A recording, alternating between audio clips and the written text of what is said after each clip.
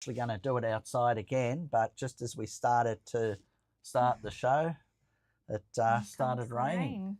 So we've got the crew in the bus, and hopefully they're going to be quiet. Nah. Got a rowdy bunch. So yeah, we're in the bus tonight doing the live show. Week 2 of the all-inclusive tours. Yeah, the show's got to go on. Last week, how many pieces we get, Gary? 140 for the week. Yeah. Look, some people hadn't done much detecting, so that's all right. Nothing big. I think, what was the biggest? We got probably 1.2 grams, but yeah, 140 pieces. So it was a good mix of beginners and the more advanced people too. So. Yeah, and it's any gold's good gold. Yeah, and that's it. Okay. A little bit of a stock update for the week. So we've had an order of Double D come in and Row. Okay. Yeah.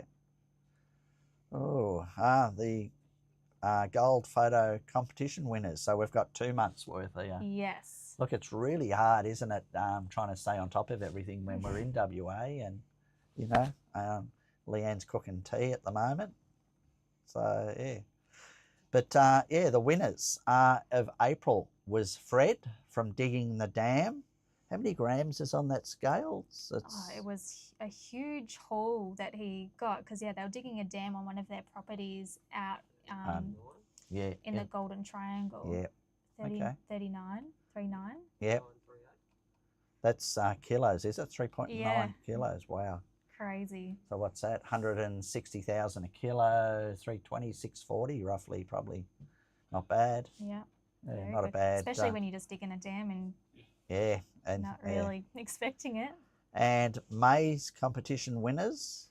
Nathan and Kim. Wow. So they might be watching tonight. I know they like to tune into our live event. Yeah. That this was a photo of Kim with her brand new SDC that they purchased from us maybe a month ago, and it's a photo of first time she found gold with it, and it was only on their second visit, I think, out, and she struck some good gold. Yeah. She'll have the bug by now. I think so. Get one piece and you're hooked for life. Yeah. Is that right, James? Oh, James isn't here. He's out at the fire. Yeah. Fire in the rain, all gone back to the tent. Do we have more seats in here? Yeah, we do. Oh, well, they can pop in if they... Yeah. Oh, hey. Oh, wow. Some exciting news. This is exciting. MindLab on the GPX 6000 and the GPZ 7000 have extended that $1,000 instant cashback. Yeah. Because it was so popular, they're extending it for another month. So if you want, I don't think we're getting any until about this, I could be wrong here. The second week of June. Second week of June. Yeah. But if you want one and the full day's training with us, go into the shop at Lucky Strike Gold in Geelong, put down a deposit, and you'll be first in, best dressed. First in, best dressed. We did actually get 8 units of the 6,000 in yesterday, but we had those already sold. Yeah, sold to people. So put your name down and you'll secure the deal. And my favourite machine, and all the people behind me, that's what we're using. The 6,000. The 6,000. Yep. Oh yeah. Oh, the gold price. I see it's jumped up about $2. What was it last week? I'm not sure what it was last week. But 2 hours ago, you've got here, it was $167.24 a gram. So I see it's just taken a spike. I don't know why, because we're 100 k's out from civilization, and I don't have time to analyse and see what's going on. Anybody know? White spike. Trump done anything lately? That's just normal fluctuations in the market. Yeah. Oh, yeah. And another interesting thing, MindLab have got a sale on to the end of the financial year. When I saw this, I thought this is going to be big. You know, purchase an SDC 2300 and you get a gold monster. That's a crazy good deal. That's probably one of the best deals I've seen in a long time. 2 detectors for 1. So SDC is a good machine, and if you've got a son or wife, And the SDC, like I've always said, it's a good machine, but you need to be able to pick the ground suitable for that machine. Yeah. And that's, you know, your white clays or your quartz piles, you know. And as we've been travelling over here, Sam and I have been seeing these retirees caravanning around Australia, and they've got a SDC under their seat. They have. Like it's the perfect travelling detector. Yeah, hide it under your seat. Yeah. No one knows you've got it, Yeah, you know. and it's waterproof, so. Yeah. But not only the SDC 2300, they're on the Manticore, they're throwing in the M8 coil Yep. and a Profine 40, which you save $648. Yeah. So that's another great Good deal. And there's more. Purchase an Equinox 800. 900. 900, sorry. Equinox 900, and you get the 15-inch coil and a Profine 40. That's a saving of nearly $700. So they've got 5 good deals. 5, 6 if you're counting the 7,000 with the bundle. Really amazing detector specials on at the moment. Yeah. And with the Equinox 900, the Manticore, and the 2300, we throw in a full day's training, and there's the main trainer. He's in the bus. So look, and that's something we offer that a lot of other companies don't. Yeah. Because I can't see the point in spending good money on a machine if you're not going to get trained on it. You know, even a gold monster, we offer training. You can have the best tools in the business, but if you don't know how to use it, you No. won't get anywhere. No, spot on. All right. This was a nice little gold story that we popped in the newsletter that hasn't been sent out yet. So Okay. that might go out tonight or tomorrow. Yeah. Looking at it, it was all, you're telling me it was all panned and detectable gold. Yeah. Looking at the gold, it's probably either a 2300 or a 6000, or maybe even a gold monster in the creeks, you know, little bits there. They are dynamite on them little bits. But I'd have to say there's probably, just looking at what that is, there's probably 3 ounces there. Yeah.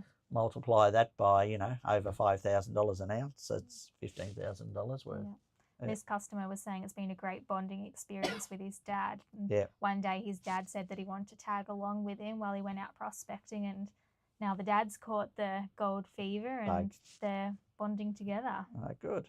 Yeah, gets them off there. Yeah. Off And- them. Well, the dad was about 70, in his 70s. Okay. So Yeah. nice for them to get out and. There's a mosquito. No mice, but mosquitoes and midges. But yeah. And we're getting a few midges around at the moment. Midges, that people that don't know, they're like a little, what would you say? Only a couple of mil. Like a fruit fly almost. Yeah, like smaller than that. But yeah, and yeah, they bite you, or actually, yeah.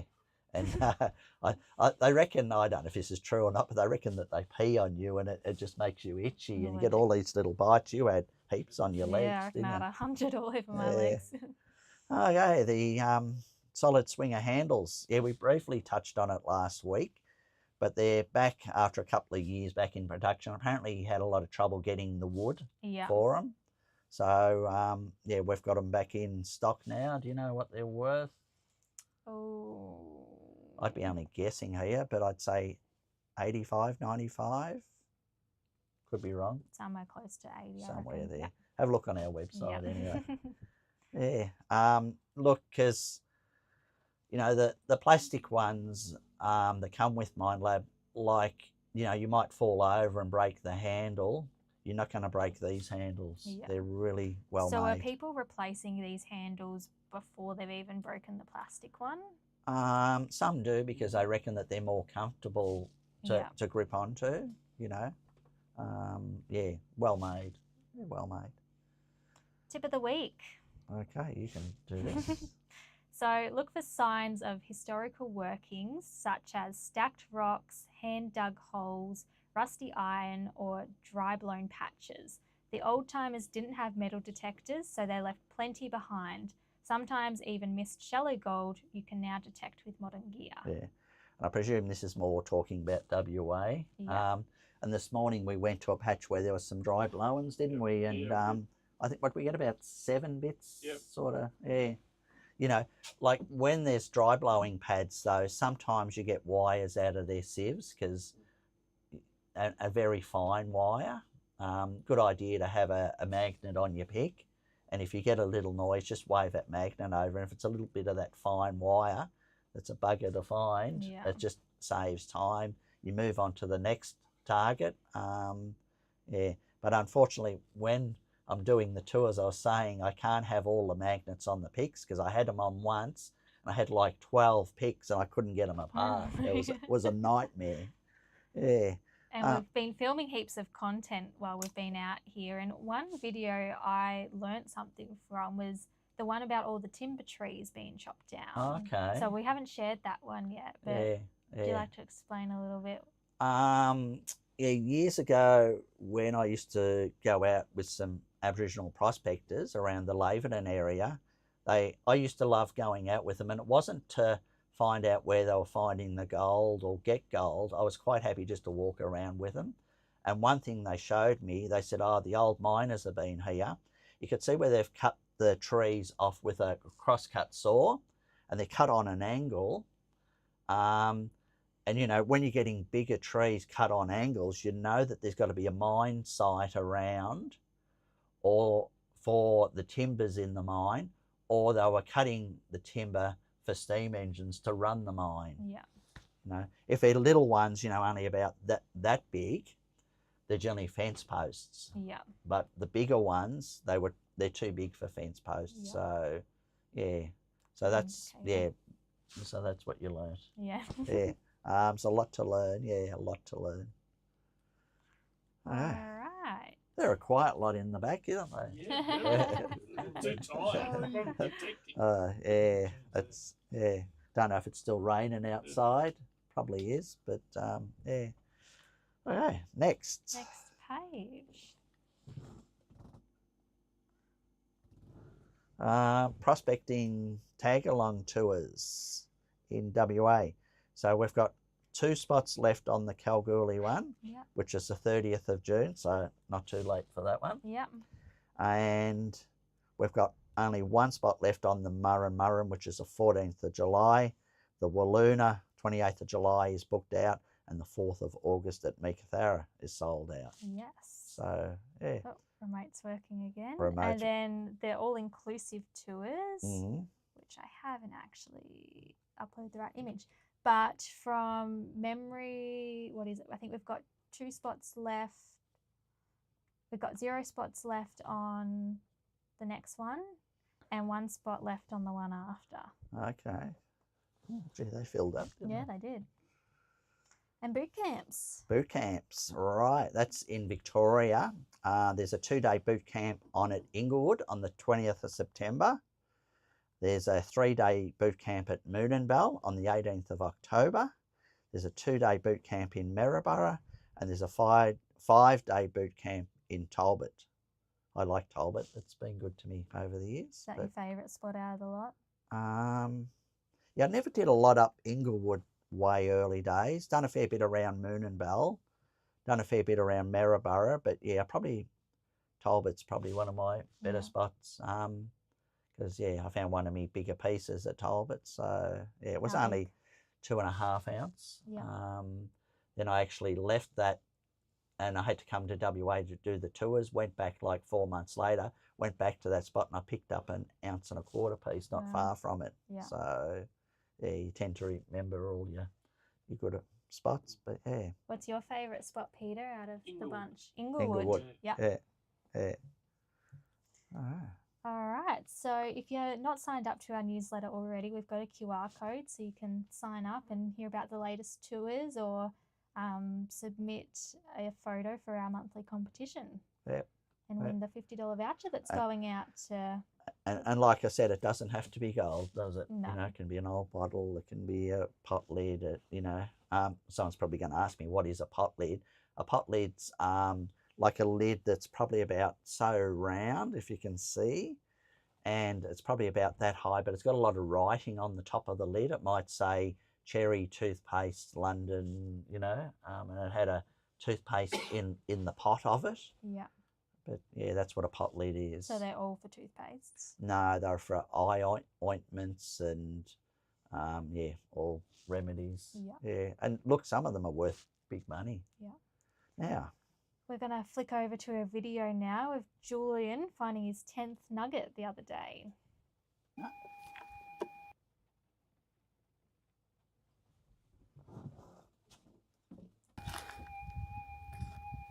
The shy nugget.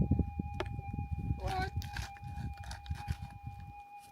It's making you work for it. Oh.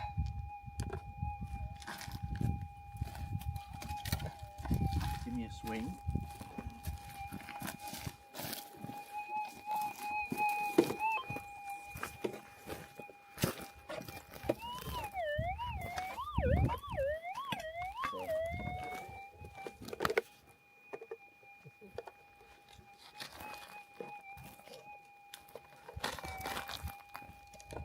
Might be one of the bigger bits, yeah.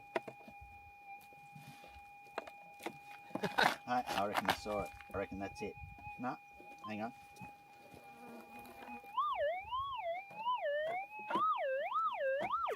There's Yeah, Susie. it's in that loose stuff. Oh, Darren, you legend.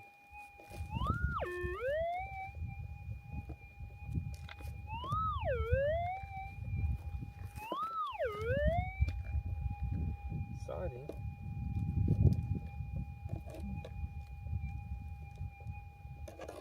What? Between the fingers. How can such a small thing make such a noise? There we go. Nice one. What is it? Oh, yeah. 0.4. Probably.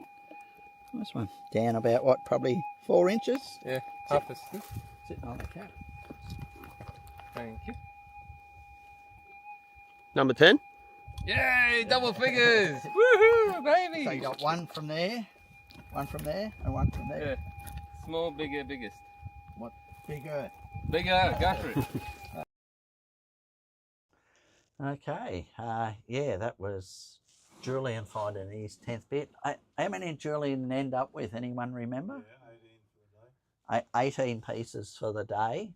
How many? 38 pieces he got for the 7 days. Most of it he got near the bus, wasn't it? In front of the bus there on the last day. Yeah, as usual. Yeah, Glory hole. yeah, glory hole, yeah. So, yeah, you done well. Yes. Okay, tonight's talk is about picks and poachers. I'll start off with the picks.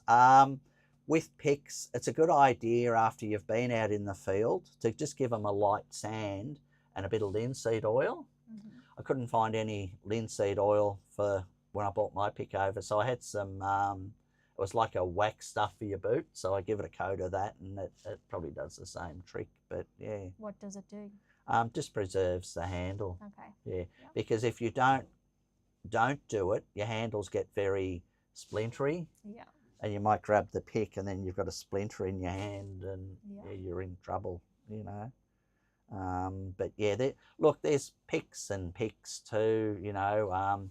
I'd have to say Craig from CC Picks, I think his picks are one of the better ones because he uses the hardest steel you can get, which is a mining grade steel. I can't remember what it was called, but yeah, very good steel.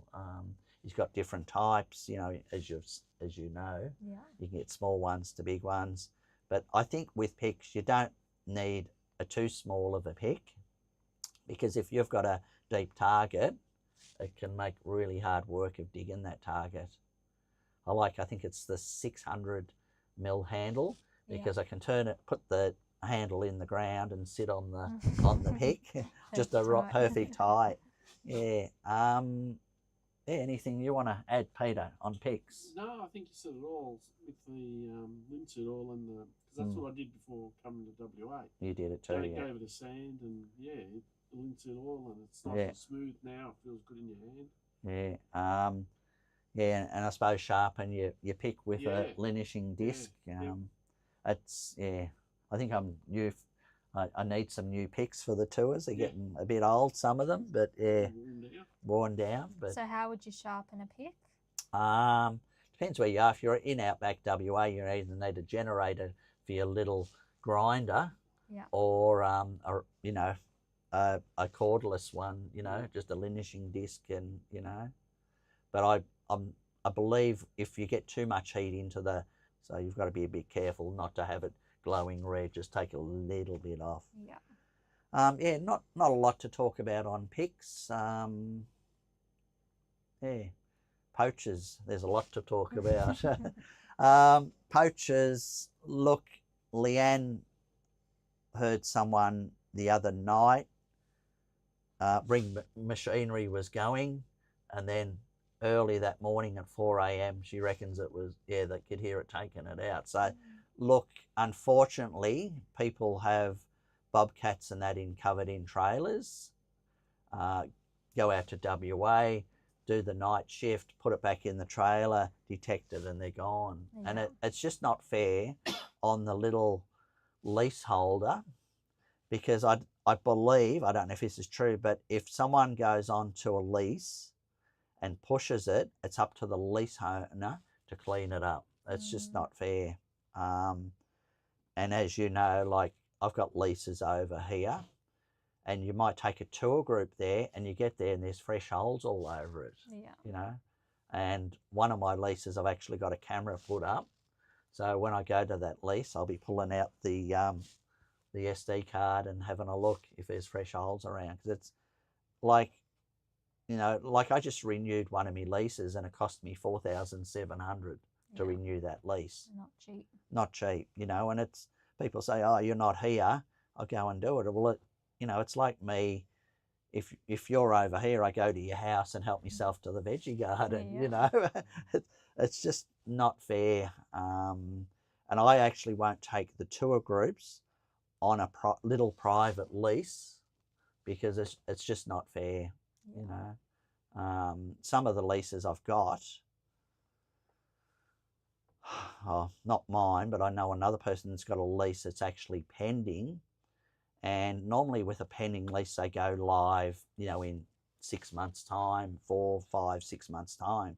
But he was saying, you know, it's been pending for 2 years, and everybody's just going on there and getting all the gold, and then the time it goes live, it's all gone. You know, big companies, it's a different story, because bigger companies are basically grabbing the land, like it's just real estate grabbing, and they've got massive big parcels of land. They're not interested in the alluvial gold, the surface gold.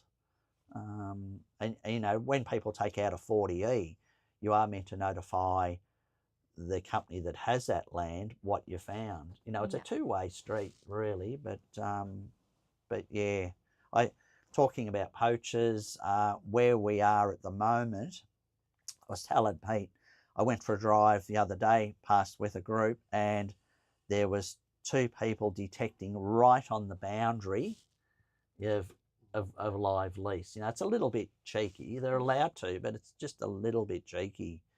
Yesterday we went out and we were sort of near an active mine, and there was a car coming the other way, and I pulled him over, and he was the owner of the lease, and I said, look, we're not going on there, but I'm just turning around.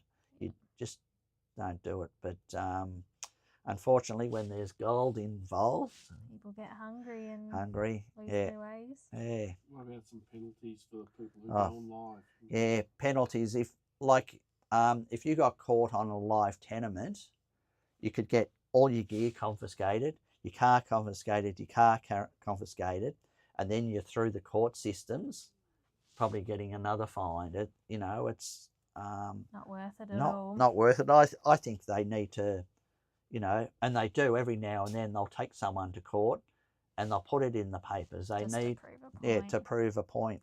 Yeah. There's another bug. It's just not fair. It's really not. Yeah, I know the ones that do the right thing. It's like people detecting back home that aren't doing the right thing, and it gives everybody a bad name. Yeah. You know, and it's the same over here, and you can see why some of the Western Australian leaseholders, you know, have it in for interstaters. You know, some of them call us Mexicans jumping the border, but yeah. Anything you'd like to add to that, Pete? No, I think you covered it all. Okay. Yeah. End of show, but we have got some questions Oh, just yes. quickly, just from the people in the back. I know some people are probably sending in questions, but it's just a little bit hard for us sitting in the bus. We've got the generator going out there with Starlink. It's just a little bit hard, isn't it? Sam in the front seat with a laptop on his lap. Yeah. And Yeah, we've got the camera sitting on a cardboard box. But anyway, the show must go on. Yeah. Questions, guys? Anyone got anything? Yeah, this morning, Darren, we went up to where that mine was. Yeah. And the area was totally disgusting, really, with rubbish. Yeah. Why aren't the leaseholders obliged to clean up before they leave? Yeah. Might have to repeat the question. Yeah. This morning we went to an old lease where you could see that they had the foundations concrete for a house, or not a house, but a shack, I'd say, and probably their sorting out room and all that. But when we got there, there was a lot, Gary's just saying, there was a lot of rubbish there. Technically, they're meant to clean that rubbish up and take it back to how it was. And the mines department are meant to go out there and check it and tick it off, but obviously that hasn't happened. And I have seen some, look, that site was probably, I'm only guessing here, but maybe 1980s, going by the rubbish that was around. But yeah, there was fridges and a lot of rubbish around. Yeah, look, I've actually taken a video of it, and yeah, we're going to share it, because it was just an interesting area where they'd been working a shaft going down on a 45-degree angle. Yeah. So yeah, technically, Gary, they are meant to clean that side up, but yeah, the new company has taken it over. If the mines department wanted to get technical, they could say, look, we want that area cleaned up. So the new tenant of that lease, yeah, may have to clean that site up. Yeah. Any other questions? What are the things you look for here in WA for where will I detect? Mel is asking, yeah, where to look for detecting in WA. Like I've said, like each area is different. Kalgoorlie is different to Leinster, and I think most of you would agree that have been on the tours before. But I suppose, look, the two main things you're looking for is quartz and ironstone. Another thing I look for, and I think you mentioned it in the tip, is where there's old workings, where there's rock stacked up, dry blowing, where the old boys have done dry blowing pads. You know, they didn't do that for nothing. But again, with the dry blowing pads, if there's only one, they're testing the ground. But if you've got half a dozen in a little confined area, or a dozen, they must have got a few colours. Yeah. And that's something I look for. The greenstone. Yeah, greenstone belts is another indicator. Yeah. You know, some people look for what they call rose quartz. Some people look for, they call it mouse-eaten quartz. It's quartz that's been, like, a mouse has been eating it, like cheddar cheese. But another thing I look for over here, and yeah, is it's like a red sand, dark red sand running off the side of a hill, and it's silted up. And surprising enough, yeah, we got gold this morning in the ready material, and this afternoon. Mm-hmm. You know, this sort of, I suppose I've been doing it since 95 over here, and you just get a gut feeling and you know where the gold is. Not to say that it's going to be there, but you've got to have a look. Like, we've been working a lot in new ground. Some areas are produced and some areas haven't. But the areas that are known on maps and in books, most of them have been looked at pretty damn hard. You know, we were lucky last week that we found a hill with old timers dry blowings on that hadn't been hit hard, you know. So yeah. One more question, or no more?